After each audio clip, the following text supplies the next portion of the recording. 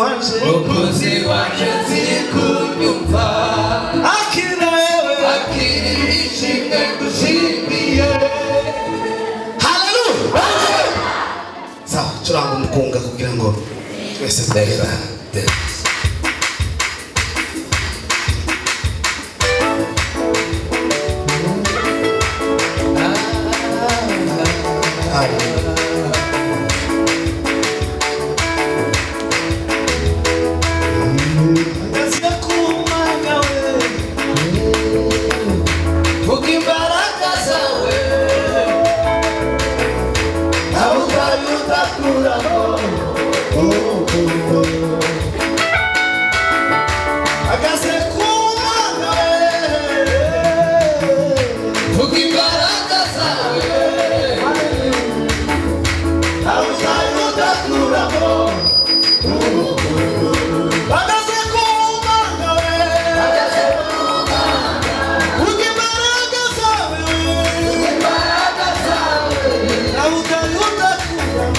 How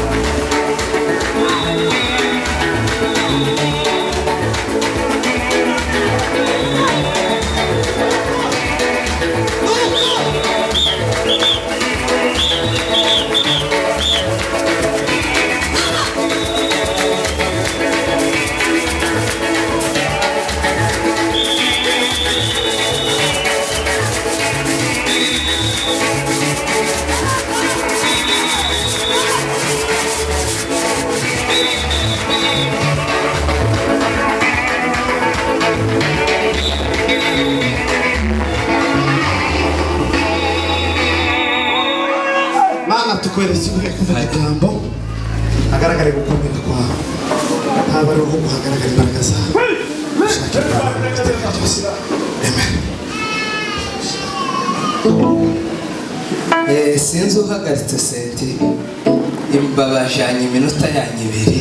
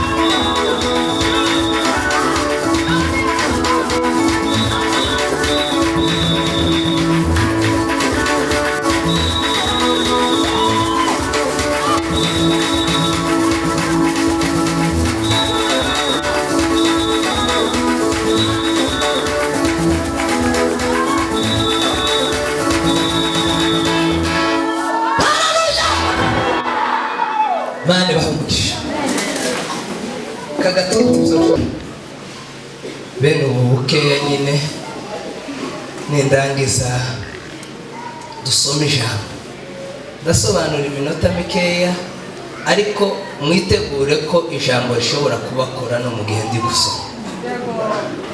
Sema haleluya. Iryo jambo nkoresheje gukora ndagira ngo muraryumva. Ijambo ribakore mu izina rya Yesu. Mu gihe ndimo gusoma gusa. Hanyuma abo tutataramanye nijoro. Ejo narabwiye ngo nibwo bwa mbere ntaramiye kuri uyu musozi. Nageza nza guca imanza wenda naje mu biriyo kaza no mu zindi gahunda. Ariko kuvuga ngo mbe mu giterane. Mbe mu materaniro yabera bateranye gutya mu giterane hatapfuye umuntu. Ubu nibwo bwa mbere. None kugira ngo dukomeze tube inshuti. Nizo zavuga ngo haleluya muze munyikirize. Ejo nejo bundi nibwo nzogaruka. Ariko nimutanyikirize. Muheruka yangaya. Yesu cyo. Haleluya. Haleluya. Haleluya. Aho tivwa. Haleluya. Haleluya. None ko muzikirize. Muvuga ngo haleluya. Haleluya. Nerekera mwebwe mucece tuvuge noneho nerekeye hano nzabakiza tuvuga ngo haleluya haleluya haleluya. Kwikiriza ni byiza cyane kuruta biraruta kutikiriza kandi yeme mikoro zizenguruka. Ejo nawe woyisingira ugakenera ko abantu bakwikiriza. Sema haleluya. Kuri ejo uyifite mu kanya ni Yesu utanga mikoro nawe ejo azayiguha. Wenda uzoba wabonye visa ukuye yuko visa se niki hari n'abandi bazabajayo bazabaja muri mission yo y'ibintu bitafatika babonye amavisa. Narivuze ngo hari igihe Imana yo zakuremera ishimwe ry'Imana nawe ugafata mikoro ugakenera ko abantu bakwikiriza nuko utarahitanga ngo abantu baceceke. Niyo mpamvu uzabanga kwikiriza. Tuvuga ngo haleluya haleluya. Kuri n'ubu mbivuze hari umuntu karandeba gutya ko turareba ariko ntiyikirije. Ubu tuvuganye nuko nari maze kubisobanura kandi ko ndabona ni nkaho twahuje amaraso kubera ko je tuzaduhuza n'abantu bose amaraso. Ariko ndavuze ngo haleluya karandeba gutya kandi tuvuga ngo haleluya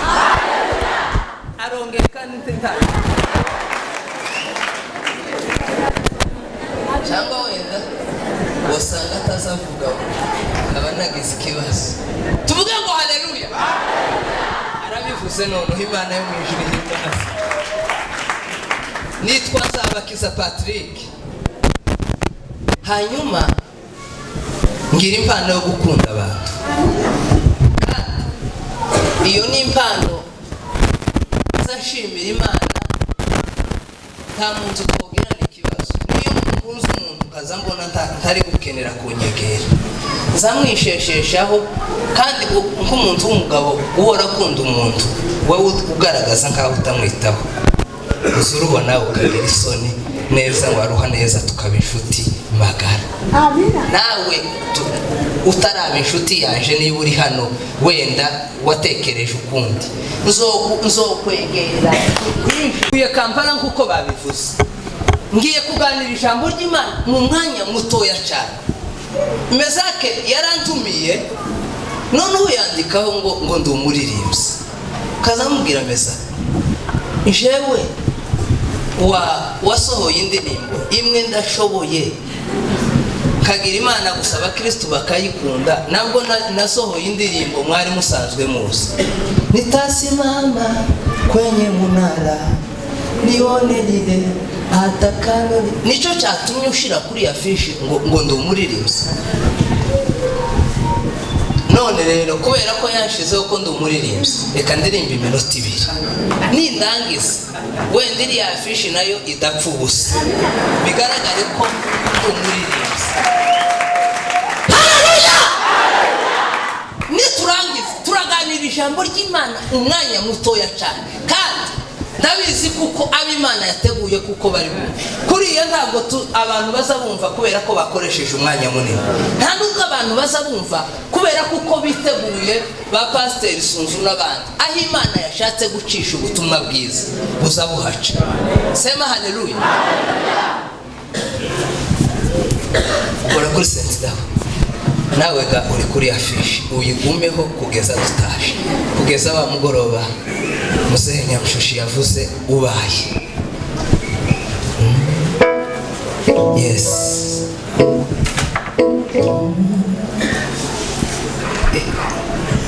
Kora kuri senti gusa. Jameni Yesu yupo, ni kweli Yesu yupo, tunamtangaza yupo, tumeona kazi zake. Jameni Yesu yupo, ni kweli Yesu yupo, tunamtangaza yupo, tumeona kazi zake. Haleluya! Nubwo buhanzi bwanje bwose ndarangije, manumvise ngesho ryanje, manareba gahinda kanje, icyo kwingingira nuko bene wacu bakiza. Tukoma amashi turimbe gute. Manumvise ngesho manareba gahinda kanje, icyo kwingingira nuko bene wacu bakiza. Manawe manumvise ngesho ukomere Imana bari manareba gahinda kanje, icyo kwingingira nuko bene wacu bakiza. Manumvise ngesho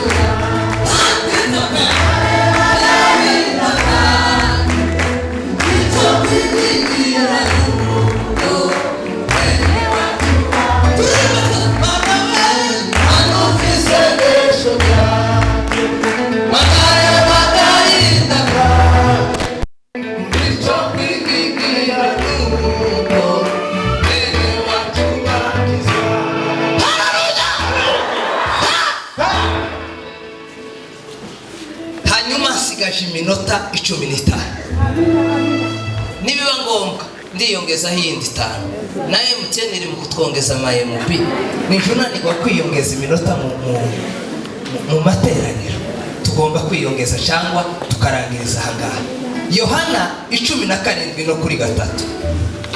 Bibiri iravuze ngo ubu nibwo bugingo buhora, ko bakumenya ko ari wewe Mana y'ukuri yonyi, bakamenya n'uwo watumye ari we Yesu Kristo. Amen. Za haleluya zamanutse. Mwaza musoma tuvuge ngo amina. Bibiliya iravuze ngo ubu nibwo bugingo buhoraho, ko bakumenya ko ari wowe Mana y'ukuri yonyine, bakamenya n'uwo watumye ari we Yesu Kristo. Amen. Ndashimira Imana ko Imana yakoresheje bene data kugira ngo badutegurire ibyiza. Nari narakaye kare bicaje Mezakiri, ndamubaza Mezaki, wotegurira bera ibintu bingana gutya ukaja iriya inyuma, ugomba kuza hano tukaza tukureba tukanezerwa, kubera kuko yabishoyemo imbaraga kuko umuyobozi yabivuze, atanga ibyiwe kugira ngo uyu munsi wa none tube turi hano. Imana yo mu ijuru ibaho umugisha. Amina. Ndashimira Imana ku bwa pasiteri inshuti yanjye. Ubushize naramuhamagaye ndamubwira ngo pasiteri, hari abera bari iwanje bari baje gutabara mu kiriyo twagize cya Kabuye, none abo bera bakeneye kuja imbarara, bakeneye kuja icaka, ariko jewe kubera urukundo nkunda nakivale nabahinduye, nababwiye ngo nguhamagare, none urakira abo bera. Arambwira ngo ni amahoro. Ndashimira Imana ko wakiriye abera b'Imana, ari wowe Mana yonyine y'ukuri, ngo bakamenya na Yesu Kristo. Amen. Yesu ntiyavuye mu ijuru base kugira ngo aduhe icyubahiro, kubera kuko niba hari ikintu kigoye muri iki gihe ni icyubahiro. Nta nubwo Yesu yavuye mu ijuru kugira ngo aze kuduha ubuzima bwa hano ku isi, mbese bwo gutunga no gutunganirwa, kuzara abana benshi no kuja hanze no kuvayo no kubaka amazu, sico cyazanye Yesu. Yesu ntiyaje ngo tumenye kuririmba nk'uko tuza turirimba n'abagwireka mu kanya nawe araje aririmba.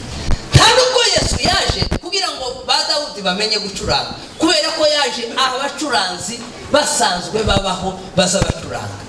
Yesu ntiyanaje kugira ngo abantu bamenye kwera. Ba Yesaya bari baramuhanuye igihe kirekire, baramubwira ngo kuri ngo baramubona. Sema haleluya. Niyo mpamvu rero ibyo dukora zose, sema haleluya, iyo tubikoreye inyuma y'ubugingo biba ari zero. Dusange haleluya. Haleluya.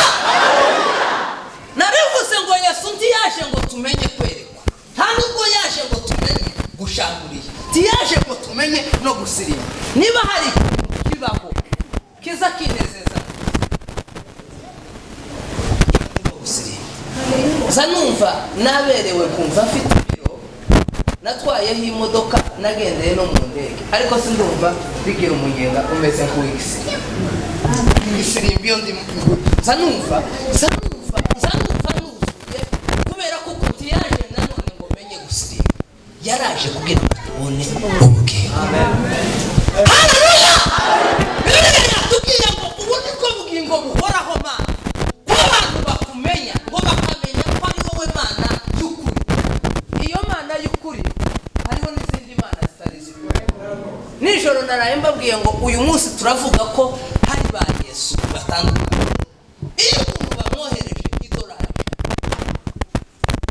umwana wiwe cyangwa umwana wa musaza wiwe, akamubwira ngo shanga ngaye amafaranga idolari, ukaza hano mu rusengero ugasaba umwanya wo gushima, ukavuga ngo nabonye Imana, ngo nabonye Imana, ukaza abantu ukibuka akabona nabonye Imana, ukibuka vuga iyo Mana wabonye, ngo nabonye idolari. Imana ntiba mu idolari ijana, Imana si idolari ijana, Yesu si idolari ijana. Haleluya. Nta nubwo Yesu ari nta nubwo Yesu ari flight, ntabwo Yesu ari visa. Yesu w'i Nazareti niwe babwira muri uyu mugoroba, ndamubabwira nk'ubugingo. Sema haleluya.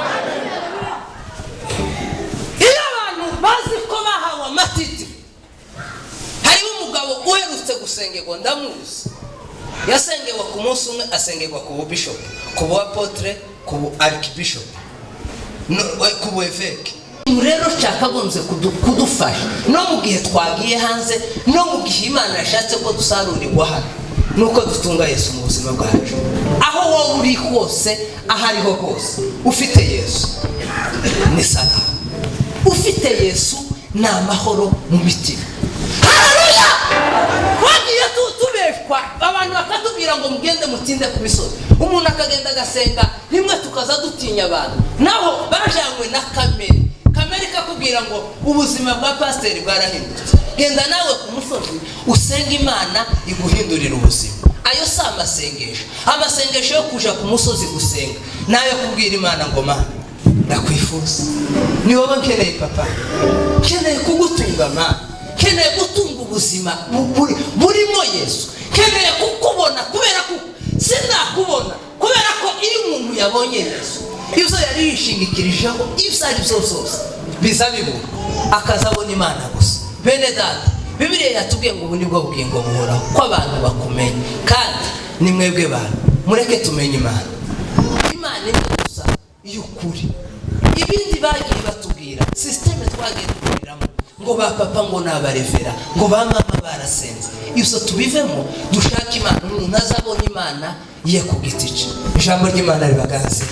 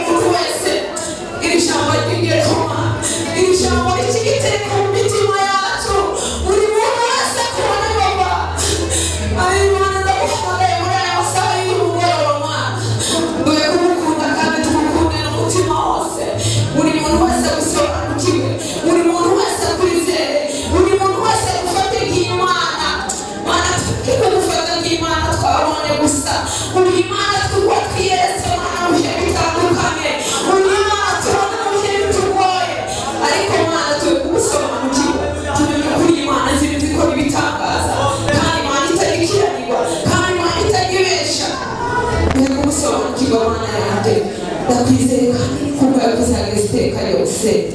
Amen.